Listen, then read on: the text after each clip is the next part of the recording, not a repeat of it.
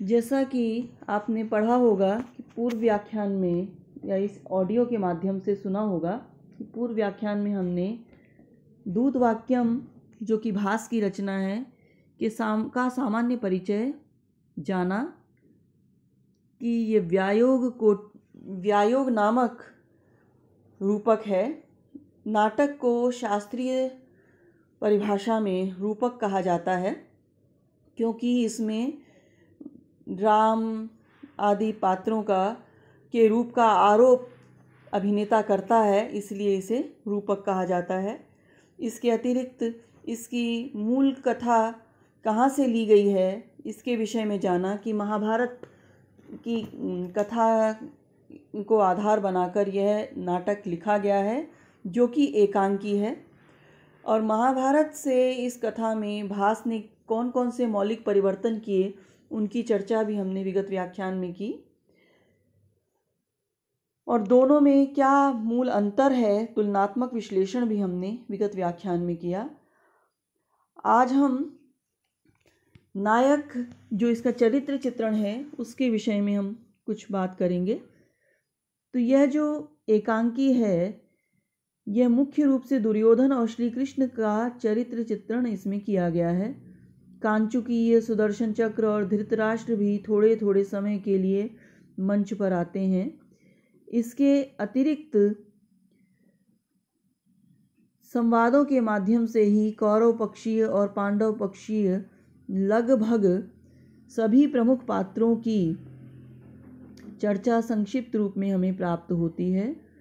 कवि ने द्रौपदी के चित्र के द्वारा शकुनी, भीष्म और पांचों पांडवों को अपूर्व कौशल के साथ दर्शकों के समक्ष चित्रित सा कर दिया है।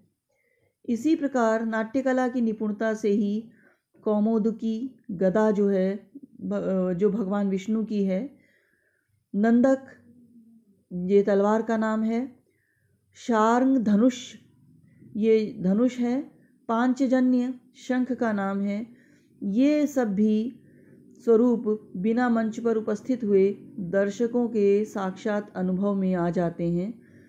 सुदर्शन चक्र श्री कृष्ण का अत्यधिक प्रिय है, इसीलिए उसे संवाद का अवसर भी भास ने दिया है। तो भास ने दूत वाक्य में विरुद्ध प्रकृति के दो पात्रों को प्रमुखता दी है। एक अपनी सात्विक उत्तमता के कारण ऊर्ध्वगामी मनोवृत्ति का प्रतिनिधि है, तो दूसरा तामसिक और राजसिक स्वभाव से अभिभूत होकर निम्नगामी मनोवृत्ति का प्रतीक है। एक संधि की बात करता है तो दूसरा विरोध की, एक नैतिकता का उपदेशक है तो दूसरा राज्य लिप्सा का संपोषक है।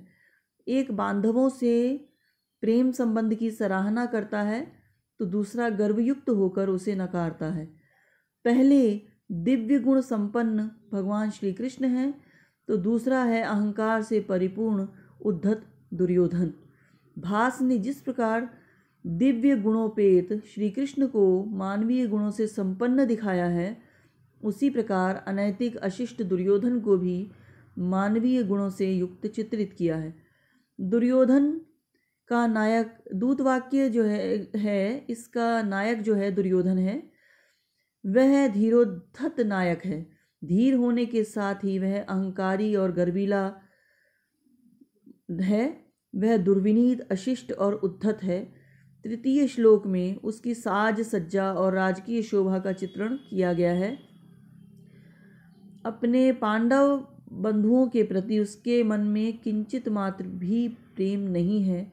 वह युद्ध में पांडवों को समूल नष्ट कर देना चाहता है और उनके साथ युद्ध के विचार मात्र से ही प्रसन्नता का अनुभव करता है।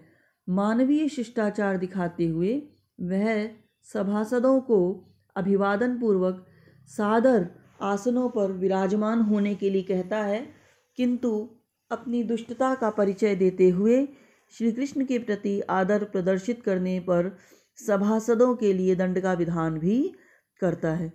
निर्लज्जता से वह द्रौपदी के केश और वस्त्र के आकर्षण के वृत्तांत को चित्र द्वारा स्मरण करता है। श्री कृष्ण को गोपालक, दूत आदि नामों से संबोधित करता है। यही नहीं, पांडवों को देवताओं का पुत्र बताकर अपना बंधु मानने से इनकार करता है। और उनसे स्नेह संबंध रखने की बात को भी वह निरस्त कर देता है, ठुकरा देता है। दूत वाक्य के दूसरे पात्र श्री कृष्ण हैं। भास ने इनको भगवान पुरुषोत्तम नारायण के रूप में चित्रित किया है। तभी कांचकीय ने प्रथम सूचना में यही कहा कि दूत भाव से पुरुषोत्तम नारायण आए हैं। अलौकिक गुण और महिमा संपन्न होने से वे विश्व रूप को धारण करते हैं। बांधने के इच्छुक दुर्योधन को मंत्रशाला में वे अनेक रूपों में दिखाई देते हैं और उनके क्रुद्ध हो जाने पर अनेक दिव्य अस्त्र शस्त्र उनके समक्ष उपस्थित होते हैं। वे पांडवों का दौत्य कर्म स्वीकार करके दुर्योधन की सभा में आते हैं, किंतु उनके महिमाशाली व्यक्तित्व के प्रभाव से दुर्योधन के मना करने और दंड घोषित करने के बाद भी सभी सभासद जो हैं सम्मान के लिए खड़े हो जाते हैं। स्वयं दुर्योधन भी उनकी अलौकिक गरिमा के प्रभाव से अछूता नहीं रह पाता और अपने आसन से गिर जाता है। वासुदेव कृष्ण अपने दौत्य कर्म का निर्वाह बड़ी कुशलता से करते हैं। दुर्योधन के व्यंग्यपूर्ण वचनों का वे बड़ी निपुणता और स्पष्टता से तर्कपूर्ण उत्तर देते हैं। न केवल वे पांडवों का संदेश दुर्योधन तक पहुंचाते हैं, अपितु उसे नीतिपूर्ण उपदेश भी देते हैं कि क्रोध छोड़कर उनको बांधवों से प्रेमपूर्ण व्यवहार करना चाहिए। पुण्यों के संचय से अर्जित राज्यश्री को प्राप्त करके जो मित्रों और बंधुओं को ठगता है उसका सारा श्रम व्यर्थ चला जाता है। और भी कि दोषों को विस्मृत करना चाहिए और भाइयों से स्नेह रखना चाहिए। बंधुओं के साथ प्रेममय संबंध दोनों लोकों में हितकर होता है। ये श्लोक संख्या 29 में बताया है इन्होंने।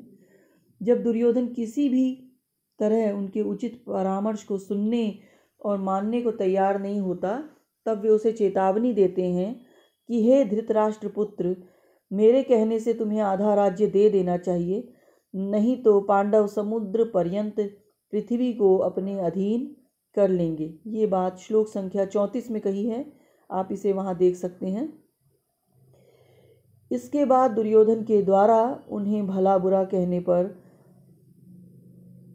तो वे कहने लगे तो वे भी उसे शठ, काक, केकर आदि संबोधन दे डालते हैं।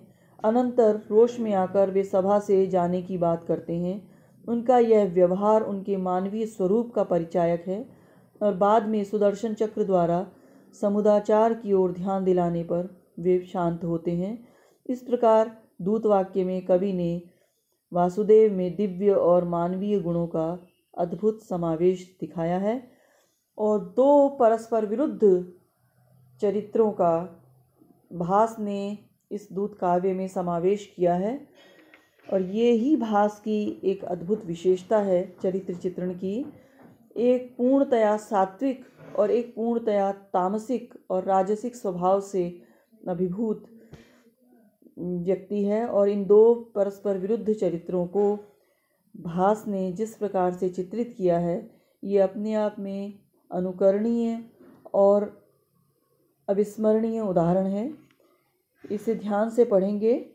अगले व्याख्यान में हम रस व्यंजना और भाषा शैली पर चर्चा करेंगे। धन्यवाद।